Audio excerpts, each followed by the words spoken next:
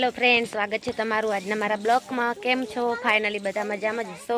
પહેલાં તો બધાને જય માતાજી મિત્રો. તો આજે અમે બહાર ફરવા આવી ગયા હતા, તો થયું એક નાનકડો બ્લોગ બનાવી લઉં.